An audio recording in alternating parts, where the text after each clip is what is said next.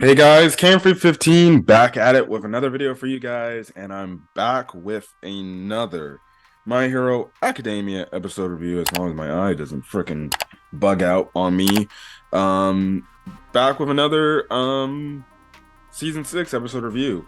Obviously you guys are getting this episode review a lot quicker than I typically would on a Saturday. That's because my co-host is not here. The Red Wolf, he's actually out in Mexico for the holidays, and obviously because of it, he won't be joining us on the channel for this week, so I let him get the week off. I am I a nice guy? Am I a nice guy? I know I'm a nice guy. But one, happy Christmas Eve, and then two, Merry Christmas to all.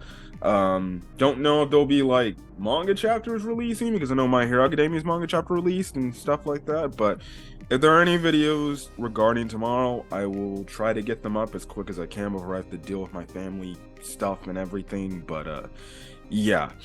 Anyways. This episode of My Hero Academia, we finally are at the midway point of the season, episode 13, and we finally have gotten the conclusion to this war arc where we pretty much have both sides in a way retreating, only to looks like we'll be coming back for another fight. But the one thing is, especially when I remember reading this through the manga, I'm like, yeah, it's a draw. Like, the heroes and the villains, none of them ultimately didn't win the initial battle. They did not win this initial battle of war. It was more of a draw, more of a ceasefire, I guess you can say for now. But still, when I see the villains retreating and everything, I'm just like, I remember when I read the manga, I'm like, yeah, the freaking heroes managed to make the villains escape and retreat, but the villains still won it. But to me, it still feels like the villains won. They pretty much crumbled hero society as we know it. It's an interesting approach that, typically some animes, when these war efforts, they don't, I guess in these war efforts, well, in some animes they do. One Piece is kind of somewhat similar to this, with the Battle of Marineford. So, that's kind of the thing. But just to see the standpoint that the heroes did everything they possibly could in their arsenal to try to defeat Shigiraki, and yet they could not.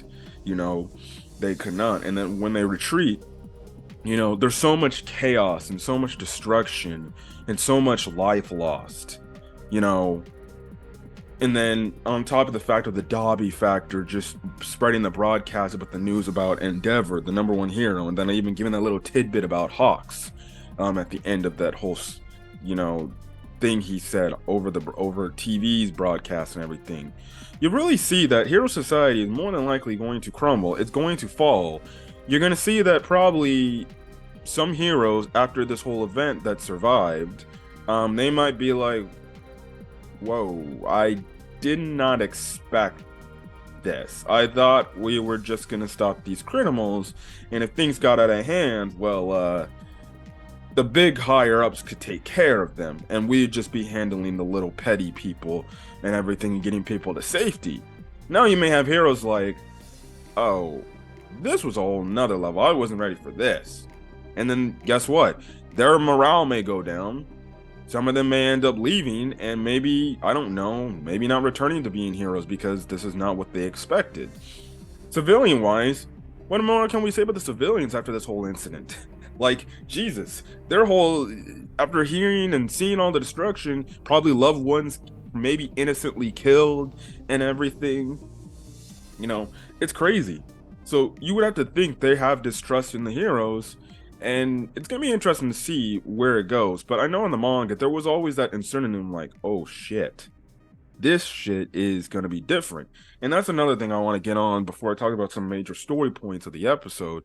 It's the fact that from this moment on, the story changes. Now, I said even in season 6, at the start of season 6, or even at the end of my season 5 review, I said the story of My Hero Academia is going to change. It's not going to be your happy-go-lucky My Hero Academia you always,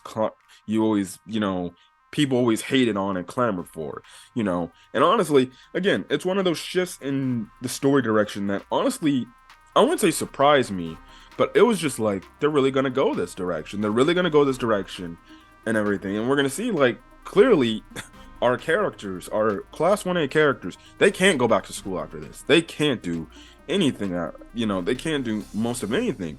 Things won't go back to normal. It won't be like, okay, well, that's kind of thing. All right, back to UA and let's focus on your school studies. No, there's heroes we see in this episode. They're pretty much being raid out on freaking carts and everything. And even if you watch a little bit of the next episode preview, you see that as well.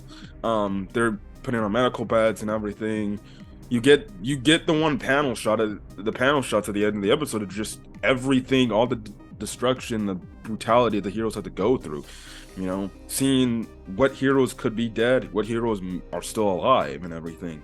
It's absolutely shocking to say the least. But My Hero Academia is definitely going to be turning for the worse. If somebody who reads the manga, it's definitely going to be turning in a new direction. Where, let's just be honest, if you're an anime only, you won't see some of the certain some of these certain moments, coming to the point you'll be like, oh wow, this is insane and everything.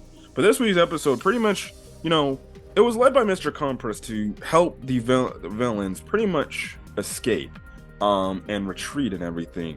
And just to see somebody that was willing to pretty much sacrifice himself, literally using his own quirk, taking out literal body parts of himself. And not only did he take out a chunk of his butt to be free, he literally, had to like take off his clothes, which ended up damaging him because Best Genius was trying to freaking, again, put him in place to stop him. But we see, somebody like Compress that, again, with these side of the villains, they've built, the members of the League of Villains, they built a relationship, they built a friendship, a camaraderie.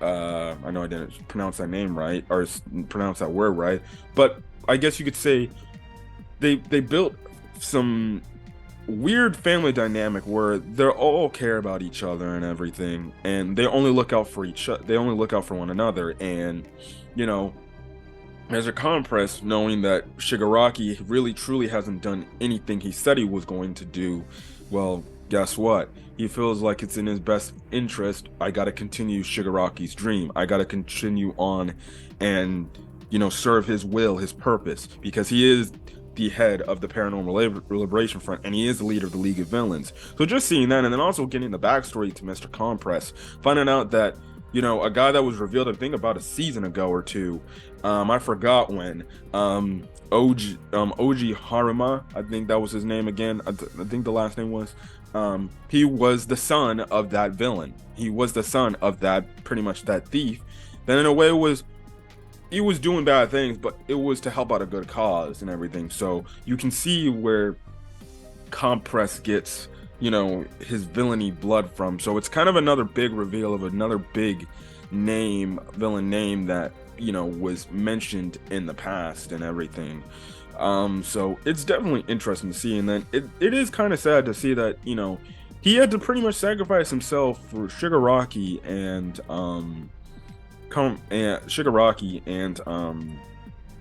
Spinner to escape along with Dobby as well. And we do get even more of a Dobby flashback, which, hey, where are the people who were complaining from season 5 about, oh, they cut out fucking Spinner's backstory, they shortened it and shit? Well, you get more development here about Spinner's backstory. So please, those fucking My Hero Academia haters, shut the fuck up. Thank God. Okay, we get a little bit more deviation into Spinner's backstory and everything, and you just have it where you get a flashback before the incidents of everything that occurred in season 5 for the League of Villains. Pretty much Spinner's like, what the hell are we doing? We're barely freaking living as is. We're struggling to freaking find a place to eat, a place to stay. We're just wandering around the world around for nothing. What are we doing? You have some sort of plan and some sort of mission to destroy it all. But why haven't we done that yet? What are we doing and everything? And that only fuels the League of Villains to become who they are today and everything. And even when you have with the heroes trying to do their damnedest to stop Shigaraki, it's all for naught. It's all for nothing. And you just have it in the meantime. The moment he gets that hand back on, he just becomes, I guess you can say, just absolutely just pure destruction right then and there. Um, we also see how All for One also takes over Shigaraki's body, and pretty much Spinner's like, wait, who the hell are you? You don't sound like Shigaraki. And pretty much it's All for One. And I loved how the anime directed it to make it like known, like, okay, this is All for One taking over Shigaraki's body. They actually have All for One's face on the face of Shigaraki. Now it's probably not truly there. Yes, it's Shigaraki's face, but imagery rise, that's All for One who's in control. And I wonder if that's what the anime is going to do going forward, with how they handle Shigaraki. Just as a manga fan, I wonder how that's going to be the case. When we see All for One take over Shigaraki's body, are they going to plaster All for One's face on Shigaraki's body? It's going to be interesting. I feel like that's going to be more imagery, while the characters actually seeing Shigaraki's face and they're just hearing All for One talking. It's really, we see All for One's face. I wonder if Bones will do that and everything. But in the meantime, we do cut back to Deku. He's trying to get him. She's trying to do something, because in this moment we see, or hell, in the moment before everything that happened, he gets another alert again, and he's like, "What the heck? It's happened again." Now, I made a mention of this last week, and I think I even spoiled the frickin' quirk's name, but I digress. I try not to spoil the next thing. But yes, Deku has another quirk that activated in this battle, and that was Danger Sense. Again, it was put in, and they cut back to the moments it activated. Obviously, the first time it activated was when Deku went berserk and everything. So pretty much Danger Sense is, in a layman's term, just from reading the manga, it's a spider sense. Pretty much, it's literally spider sense alerting Deku to danger that is about to occur, and that's what happens when, eventually, Shigaraki gets back up, yada yada yada, and then they end up escaping. But seeing again, Deku didn't plan to learn this quirk. He didn't plan for this, but it ended up freaking activating and everything. So yeah, and just again seeing Deku trying to do whatever he can to try to stop Shigaraki as he's escaping. Again, using his freaking Black Whip tongue attack, but it means nothing, and it means nothing because he's not in a good enough state to even fight, even move, to be honest. His legs and his arms are all flopping about because he's broke them, and pretty much, All for One in Shigaraki's body is like, we will meet again, user of One for All, or Izuku Midoriya, and I will become, obviously, prosper over you and take your quirk, pretty much. But we get this one thing as well, where Deku, he's just looking, and he just remembers back to the time in the Vestige world. He saw Shigaraki, and he's just like, in that moment, I saw you needed to be saved, and it looks like you were somebody that needs to be saved. Which pretty much further hints at the fact that All for One looks like he's taking over Shigaraki's body, because even the conversation with Spinner's like, hey, shouldn't we just get Mr. Compress? What about Toga? Oh, what about all these other people? And everything. And All for One is like, who cares, pretty much. This is from, Shigaraki is doing this all for my will. He's doing this for all me. And we see that, All for One is looking to maybe potentially take over Shigaraki's body, control it for his own, literally will, his own use and everything. And he knows that Shigaraki's hatred can obtain him his will and everything. So yeah, it's gonna be interesting. It's gonna be interesting, for especially anime only, to see where the story goes. Next episode preview pretty much looks like to me is going to be pretty much, well, a chill down episode slash, aftermath episode. What's going to be happening in the events of the aftermath? Got a bunch of heroes on literal medical beds, being taken to the hospital and things like that. In the meantime, they also did play the second opening in the next episode preview, which again is another kind of different thing I'm seeing this season and everything. But yeah, listen, overall, my thoughts about the first half of overall the first half of season 6. Yeah, honestly, I believe it lived up to the hype. Again, you had your naysayers and your nitpicks nitpickers, and the one episode that not a lot of people liked out of this season, that a lot of people were what is it detracting away from it and saying, oh, here we go, this is My Hero Academia, Studio Bones is in. But again, like I said, yes, in some cases, may have not been the best production, especially with the fact that, Mob Psycho 100 was also running at the time. But I think going to next season, next year, with the fact that there was probably going to be more of a team willing to be working on the back half of season 6, boom, it's going to be pretty good. It's going to be pretty good. And obviously, it's gonna be interesting to see where the story goes, but obviously, just having, this season, this first half, it lived up to the hype that I believed it would be. That is season 6. Again, I say season 6, was the best season. And honestly, to me, if I was the one handling the anime direction, honestly, I would just say season 6 is gonna be like season 1. You only get a 12 to 13 episode core, and then guess what? Season 7 is the aftermath stuff. That's how I would have handled it personally. I would have handled season 6. This is it. Season 7 will come back next year or in 2024, and we continue the story. But Bones felt their way, and they're going to continue on with the 24 episodes, 25 episodes, and I'm honestly fine with that. I'm fine with that. I would have taken either or. But that was my opinion. If it was me, I would want to make things so much dramatic. I leave the fans on a cliffhanger wanting more. Maybe getting some of those fans to actually maybe jump into the source material if they just can't wait for more My Hero Academia. Or, guess what? It makes the wait even more worth it when, guess what? Literally everything is done. It's destroyed. There was no winners outside maybe the villains getting a little bit of a, I guess, victory, lap. But other than that, listen, we gotta give props where credit is due. Again, some people in the community may not give Studio Bones. They may think, it's not the best they could have did. It's not crazy like what I'm seeing with Bleach or Chainsaw Man. But like I made the mention a few weeks ago, we can't compare what My Hero Academia is to a Bleach or a Chainsaw Man in terms of animation. They have their own style and everything, and I think in some cases it works. And again, I think there's nitpickers out there and everything, but I thought Studio Bones brought their A game. They brought their good storytelling.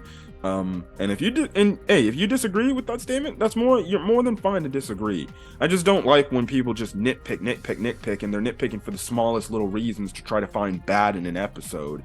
And the next thing you know, they take it on social media, whether it's YouTube, Twitter, or some other form of medium, and guess what? Boom.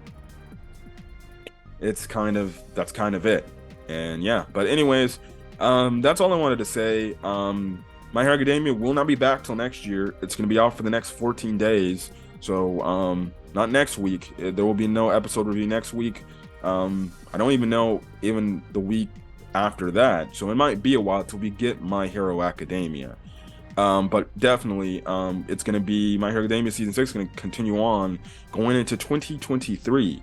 So if you guys like the video, leave a like. Put in the comment section your thoughts on this week's episode of My Hero Academia, as well as hit the subscribe button if you want to get more My Hero Academia content and things like that. But yeah.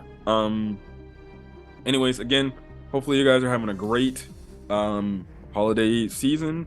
Videos will still go on, if any of the shows that I talk about are still airing at this point in time. Most of these shows are ending off today on Christmas Eve and everything. But anyway, other than that, like I said at the start of the video, hopefully you guys have a great, happy, safe Christmas Eve, as well as hopefully you guys have a great, safe, Merry Christmas, and then as well as have a great, happy New Year. Till then, guys, stay safe out there, and enjoy the holidays with your family. Peace.